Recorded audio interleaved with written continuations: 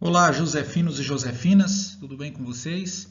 Estamos iniciando a nossa primeira aula para as primeiras séries e é um grande prazer voltar, ainda aqui dessa forma virtual, voltar a ter contato com vocês, né? A aula de hoje ela é o primeiro passo para um grande bloco de conhecimento que a educação física constrói ao longo do ensino médio. Então, ao longo dos 3 anos, vocês vão ter uma série de conteúdos que os conhecimentos, as habilidades que vocês desenvolverem, as capacidades que vocês desenvolverem com cada um deles, somadas vão gerar um grande conhecimento lá na terceira série. Quem já teve a oportunidade, que por curiosidade, né, de assistir a aula que eu já lancei para a terceira série do ensino médio, vai ver e vai perceber realmente essa caminhada que nós fazemos até os princípios do treinamento físico lá na terceira série. Então, espero que vocês prestem atenção, façam aí as anotações que acharem pertinentes, porque nós faremos uma atividade relacionada a isso mais para frente. Bom, antes de entrar especificamente no tema da aula de hoje, eu quero propor primeiro uma reflexão para vocês. Nós possamos pensar alguns aspectos antes de entrar no tema da aula. Quero que vocês observem bem essas imagens que eu selecionei para ilustrar esse slide, né? O que nós vemos aí são, na maioria das vezes, moças jovens, sorridentes, belas, magras, trajando biquíni, fotografadas aí das coxas para cima, em pose sensual, né? E os homens também, nós percebemos aí, a maioria deles jovens, brancos, sem camisa, para poder exibir a sua musculatura bem definida. Isso é uma característica dessas publicações que não estão só nas bancas de revista, não. Elas estão aos montes na internet, elas estão nas redes sociais, elas estão no YouTube, sempre vendendo essa ideia de que da beleza, do padrão de beleza estabelecido e que isso está diretamente associado à felicidade, à alegria, né? Eu costumo sempre dar como exemplo as propagandas de bebida alcoólica. Quando nós vamos aí para as baladas da vida, rodeio, etc., o que mais a gente vê são pessoas alcoolizadas tendo que ser socorridas, removidas para o hospital, caída lá, largada, ou então pessoas arrumando confusão porque estão alteradas devido à bebida. É a cena que a gente mais vê. Só que no comercial da bebida alcoólica não é o que a gente vê. Em geral são pessoas felizes, alegres, entre amigos, se divertindo em lugares maravilhosos, em paisagens paradisíacas. Isso é o que nós mais vemos nas propagandas, mas não é a realidade. Porque quem quer vender o produto só conta o benefício. Ele não vai falar o malefício.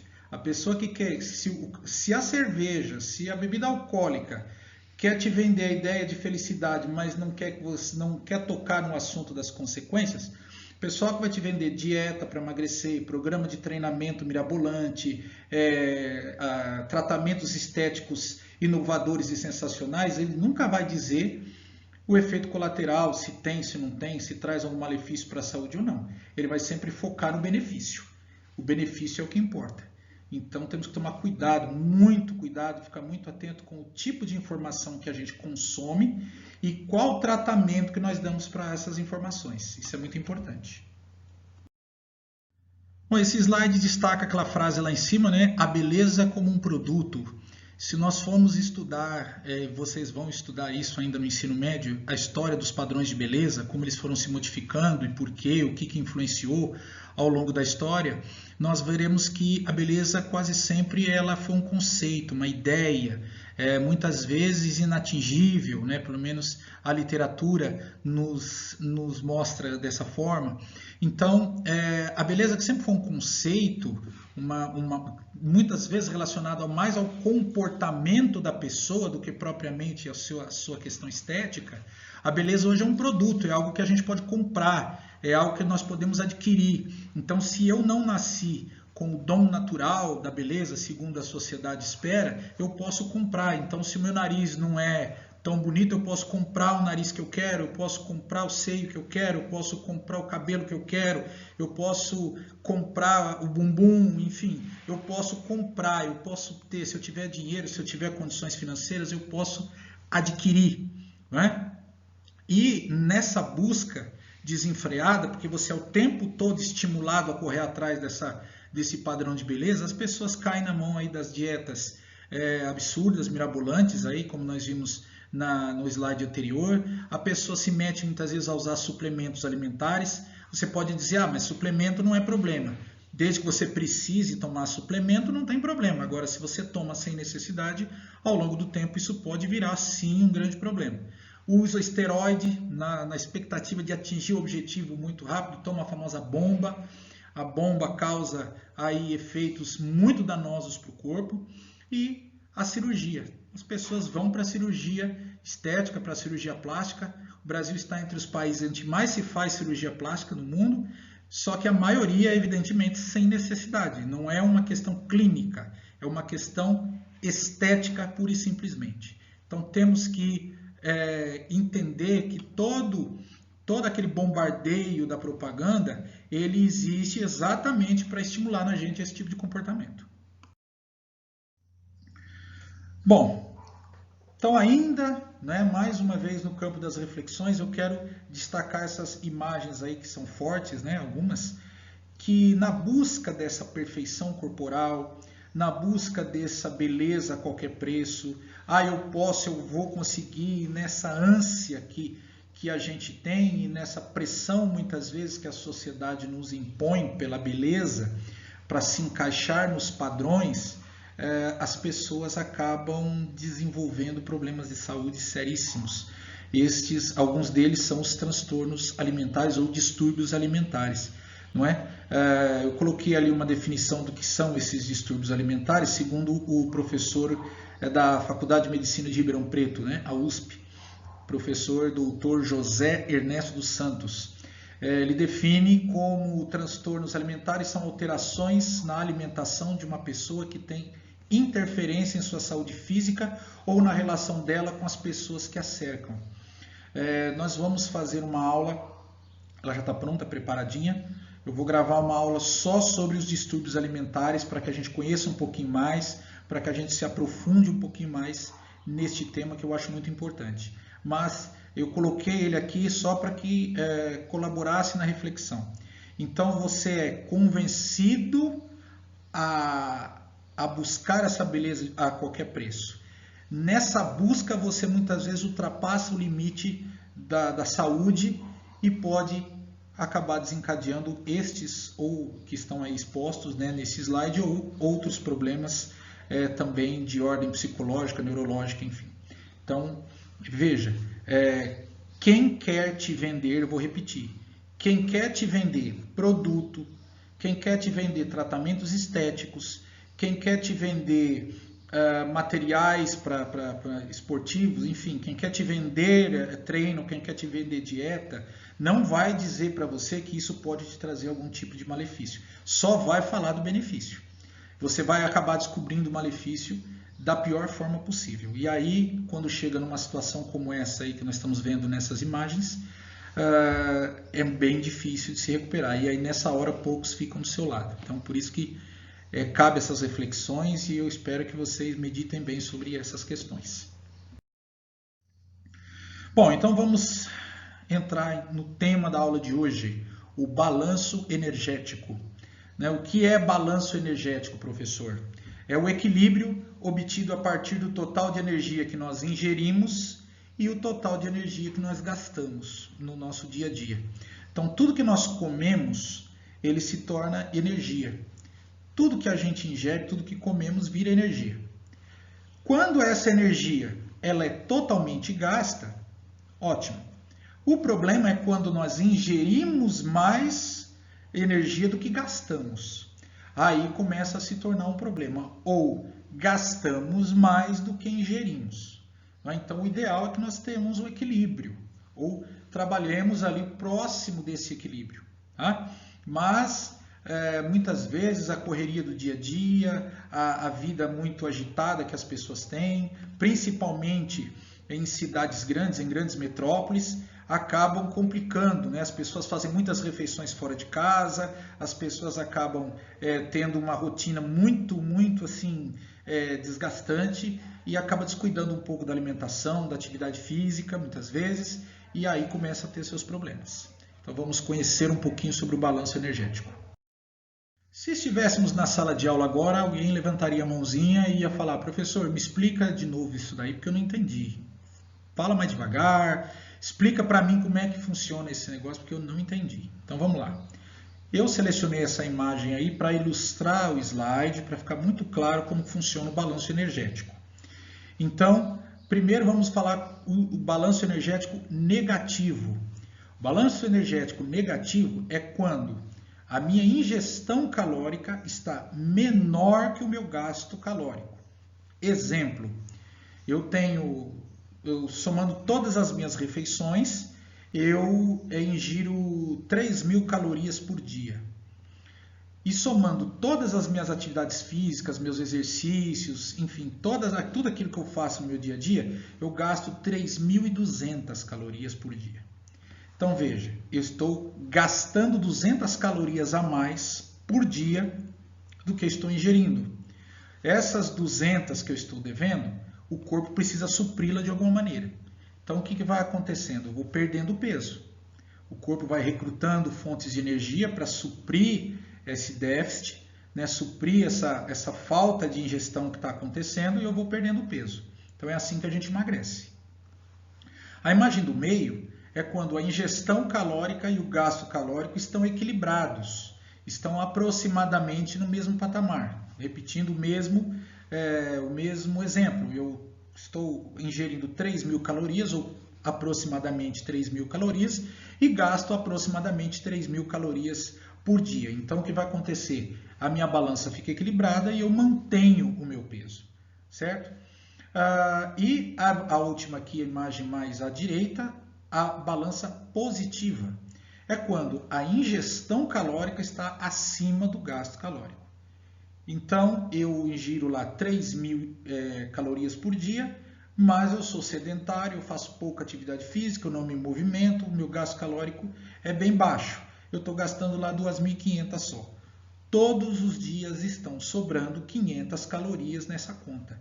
Essas 500 calorias a mais, elas vão se acumular no corpo sob a forma de gordura. Então, elas não desaparecem, elas vão se acumulando, se acumulando, se acumulando. Tá? Então, o que acontece? Eu ganho peso, eu engordo. Se eu quiser emagrecer, o que eu faço? Eu tenho que tornar a minha balança negativa, ou seja, inverter o processo. Eu tenho que gastar mais calorias do que ingerir. E aí o meu peso que foi acumulado, essa gordura acumulada, ela vai sendo queimada, vai sendo gasta, até que eu chego no peso considerado ideal. Quando eu chegar no peso considerado ideal, aí o que eu faço com o meu balanço energético? Eu equilibro novamente. Eu faço com que o meu gasto e a minha ingestão volte a ficar em patamares muito próximos, e aí eu faço a manutenção do meu peso. Tudo bem? O que não pode acontecer, gente, é o chamado efeito sanfona, que muita gente faz. A pessoa engorda, né, ganha peso, depois faz essas dietas loucas aí, usa desses artifícios mirabolantes e perde muito peso muito rapidamente, e aí daqui a pouco recupera tudo outra vez. Eu sempre cito o exemplo da praia, do verão, né? Vai chegando perto do verão, as pessoas começam a fazer planos de viajar no final do ano, fazer planos de ir para a praia e tal, e o que acontece antes, uns meses antes? A pessoa às vezes está um pouquinho acima do peso, ela vai para a academia, ela faz dietas, faz esses jejuns intermitentes, faz todas essas loucuras para poder chegar na praia com o corpinho bonitinho, com o corpinho legal e fazer sucesso. Ela alcança o objetivo de emagrecer? Muitas vezes consegue sim. Aí ela vai para a praia. Uma vez que lá está, ela relaxa e fala: bom, já estou aqui, já estou fazendo sucesso aqui na praia, então não preciso mais me preocupar. E aí ela volta aos hábitos anteriores. O que vai acontecer com todo aquele sacrifício, aquele peso que ela perdeu? Ela recupera tudo outra vez. E aí ela fica nesse ciclo. Isso prejudica demais a saúde. Não é? Muitas vezes, na sala de aula, o que acontece? A gente fala desse tema, as alunas principalmente falam da estria, da celulite. Esse é o menor dos problemas. Não é? Essas questões estéticas, hoje tem tratamentos e produtos estéticos aí que podem dar um jeito nisso, mas problemas de saúde gravíssimos podem advir do efeito sanfona. Problemas cardiovasculares, a pessoa pode ao longo do tempo desenvolver aí problemas no coração. Então, não é assim só a questão estética. Veja que o foco quase sempre é esse, mas podem advir vários problemas disso. E por que tem o nome de efeito sanfona? Porque é como uma sanfona, né, quando está sendo tocada. Ela se abre, né, ela é um instrumento de fole, ela se abre para a entrada de ar, a hora que você faz o movimento de apertar ela novamente, sai o ar e gera o som. Então a sanfona é tocada fazendo aquele movimento, né? Você abre, fecha, como se fosse engorda, emagrece. Por isso que tem esse nome de efeito sanfona. Balanço energético equilibrado nos remete a IMC, ao índice de massa corporal, né? Que é um padrão internacional de cálculo de obesidade que foi criado no final do século XIX pelo belga Lambert Quetelet, tá o nome dele e a fotinha dele lá em cima. E a OMS, a Organização Mundial da Saúde, adotou, né, essa metodologia. Ela é uma relação de peso e altura. Então, a fórmula de cálculo é peso dividido pela altura ao quadrado ou peso dividido pela altura vezes a altura. Só essas duas variáveis bastam para calcular o IMC, o seu peso e a sua altura. Então, basta uma balança e uma fita métrica. Tudo bem? Não tem outras interferências, por exemplo, etnia, idade, atividade profissional, sexo, essas coisas não interferem, tá? Só peso e altura. E aí tem uma imagem para mostrar para vocês a tabela do IMC, né, as classificações. E tem uma figura representando uma mulher de um lado e um homem do outro para reforçar o que estou falando. Não tem a questão do sexo. Não interfere, tá? Nesse caso. Há outros cálculos, como por exemplo de circunferência de cintura, que aí os parâmetros para homem e para mulher são diferentes. O teste de Cooper, ele tem padrões diferentes para homens e mulheres, mas o IMC não. O IMC é um teste que serve para ambos. E como se calcula o IMC, né? Vamos então a um exemplo aqui para que nós possamos clarear para vocês e ver que o cálculo é bem simples. Então, novamente, ali na fórmula, IMC é peso dividido pela altura ao quadrado ou peso dividido pela altura vezes a altura. Então, no exemplo que eu coloquei ali, um indivíduo de 58 kg de peso e 1,62 m de altura. Então, nós jogamos na fórmula, no lugar do peso lá, eu coloco 58, né, referente ao peso dele, aos 58 kg, e embaixo 1,62 vezes 1,62, que é a altura ao quadrado. Então, tem duas operações para que nós possamos realizar ali, uma divisão e uma multiplicação. Eu vou realizar a primeira multiplicação, né, que está ali na parte de baixo da fração. 1,62, 1,62 m vezes 1,62 m vai dar 2,62. Aí acontece um grave erro, muitos alunos erram nessa hora quando estão fazendo, principalmente na calculadora. Ele vai lá e põe 1,62 vezes 1,62, aí dá lá 2,62. Aí ele vai fazer direto, ele vai lá e põe dividido por 58. E aí a conta não dá certo, dá errada, vai dar 0,00 alguma coisa.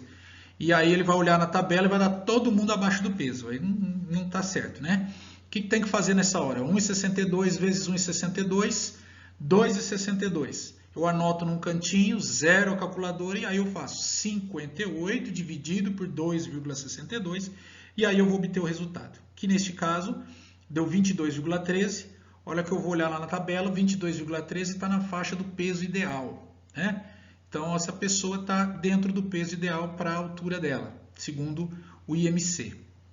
E aí tem as faixas, né? O abaixo do peso, levemente acima do peso, obesidade grau 1, grau 2 e grau 3. Quando está em levemente acima do peso, já é sinal de atenção. E quanto mais grave o grau de obesidade, ou seja, quanto mais alto der o número do seu cálculo de IMC, mais grave é a sua situação, então tem que correr atrás aí para poder baixar esse índice urgentemente por conta dos problemas de saúde que pode causar. E tem uma observaçãozinha ali, ó. O IMC é apenas um indicador, ele não determina de forma inequívoca, ou seja, ele não determina, sem sombra de dúvida, a relação de peso da altura e a altura da pessoa, se a pessoa está obesa ou não. Ele não é preciso, né? E vamos entender um pouquinho sobre isso.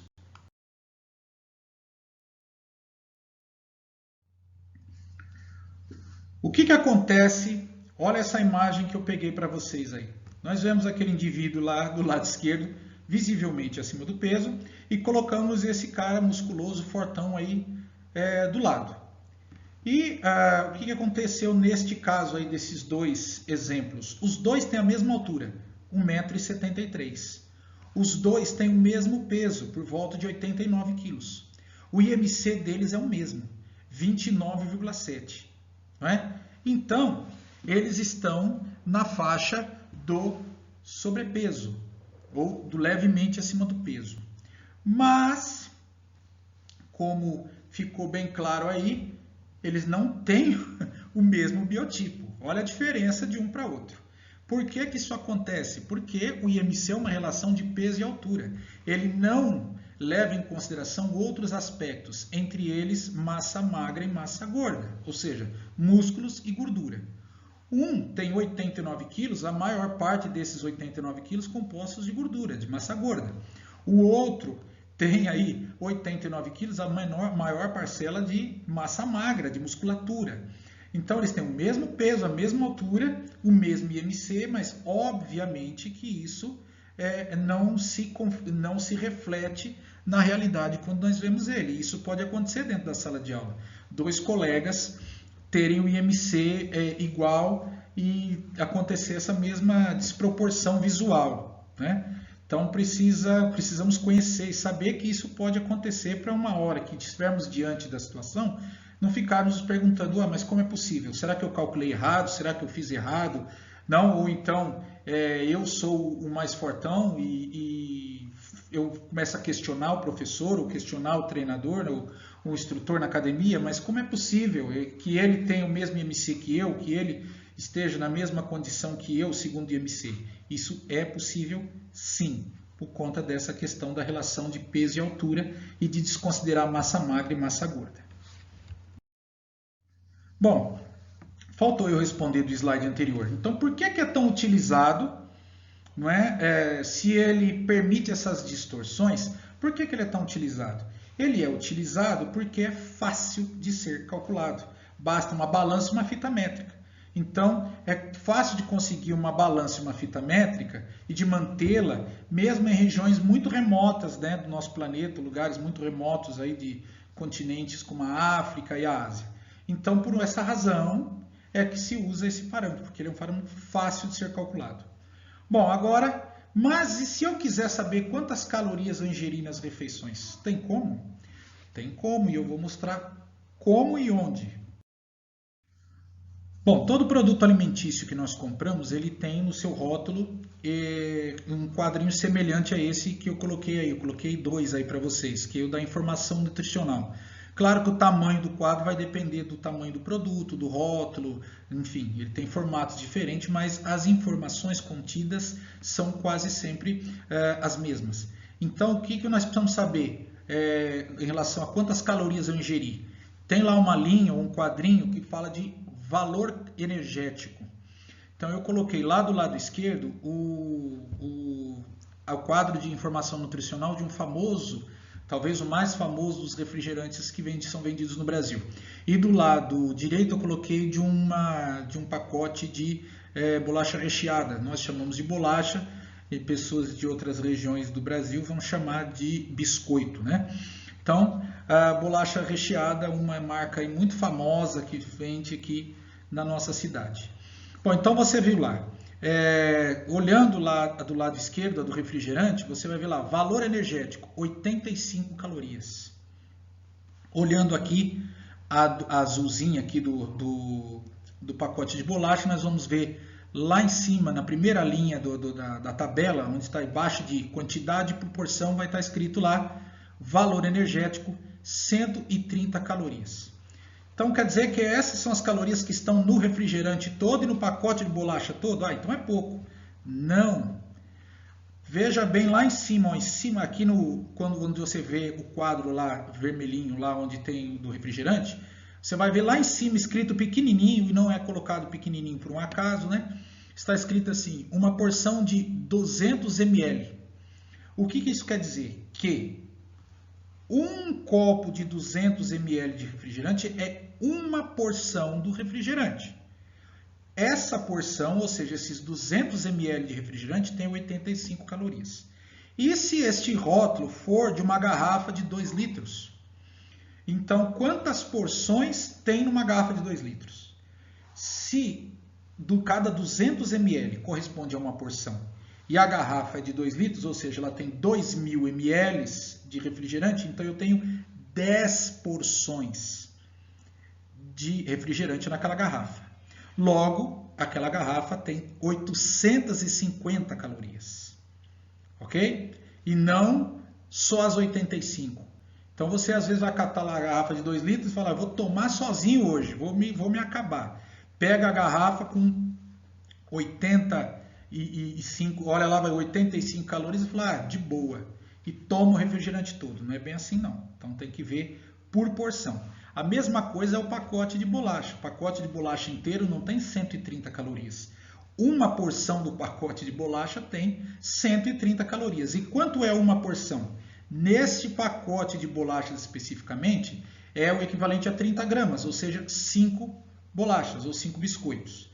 Só que quantas bolachas e quantos biscoitos vêm neste pacote? Em geral, 12. De 12 a 13, dependendo da marca, né, de bolacha recheada. Então, na verdade, você não tem lá só uma porção, você tem 2, 3, 4, às vezes, dependendo da porção e da marca do biscoito ou da bolacha. Então, você tem muito mais do que 130 calorias só. Então, tem que ficar atento com isso, porque às vezes a gente cai nessa armadilha. Vai lá, olha o produto, por exemplo, um iogurte, tem X calorias, que beleza, posso tomar à vontade que não vai criar problema.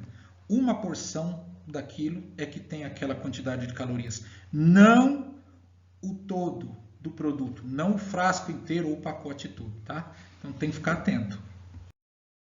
Bom, professor, mas e se eu quiser saber, por exemplo, vamos supor que eu ingeri lá X bolachas, X refrigerante, calculei lá quantas calorias eu ingeri. E eu quero saber agora quanto que eu tenho que caminhar, o quanto que eu teria que correr para consumir essas calorias que eu ingeri. Será que tem como? Tem. E nem é tão difícil assim. Eu vou mostrar para vocês. Bom, o raciocínio do gasto calórico às vezes parece um pouco confuso, mas ele é bem simples. Você vai fazer 2 multiplicaçõezinhas. Precisamos lembrar aí de alguns conceitinhos matemáticos. No caso, a proporção.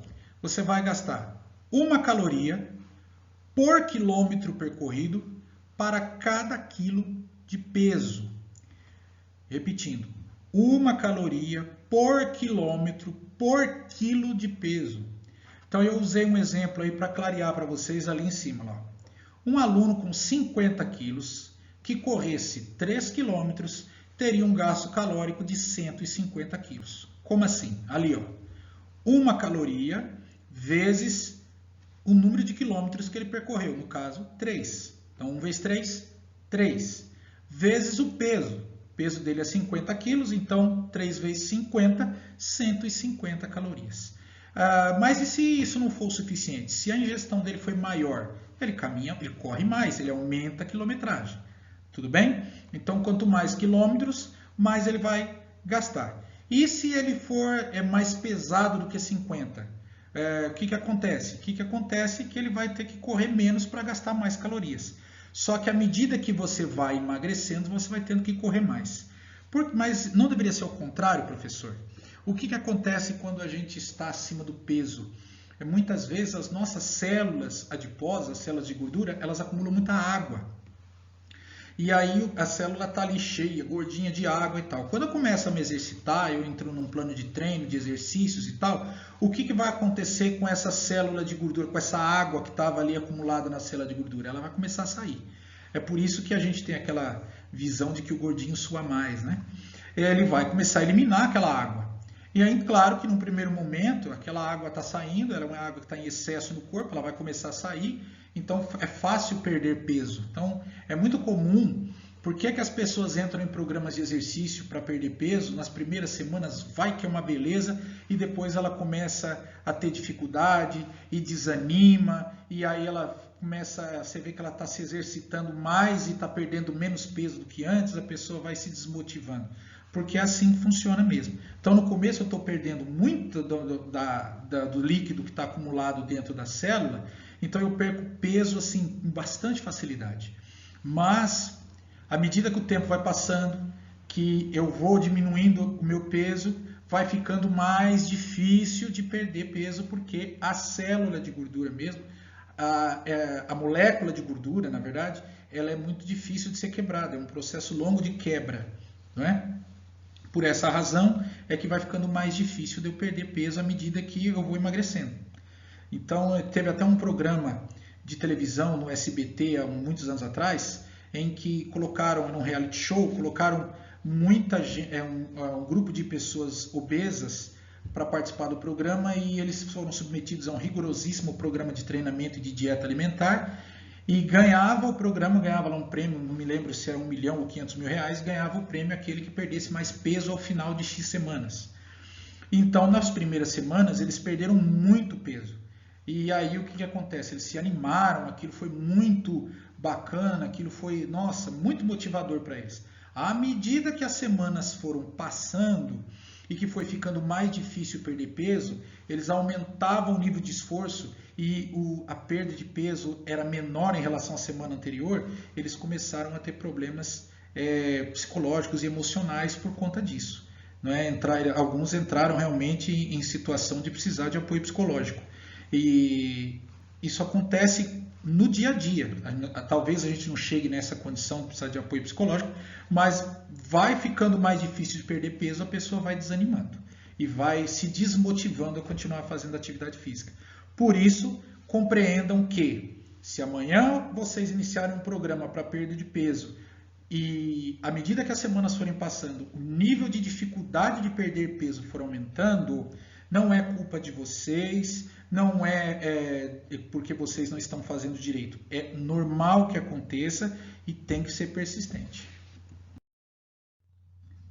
Bom, para encerrar a aula de hoje, eu quero, como tenho feito com todas as minhas aulas, pedir para que vocês multipliquem o conhecimento, ou seja, levem para frente, não é?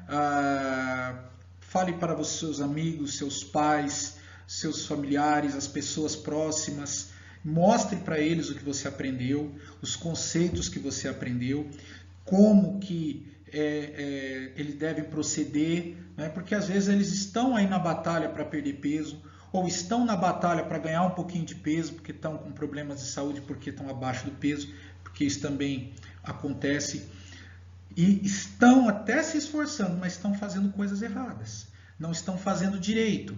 Então é importante que você, que aprendeu, que agora sabe, leve para essas pessoas, porque muitas vezes elas não sabem. Muitas vezes a aula de educação física que ela recebeu na época que ela estudou não explicava, não mostrava esses conceitos. Então, por não saber, ele tenta fazer e acaba fazendo de um jeito errado. Então, com o conhecimento que você já tem, você pode já interferir, você já pode começar a ajudar essas pessoas a fazer um pouquinho melhor.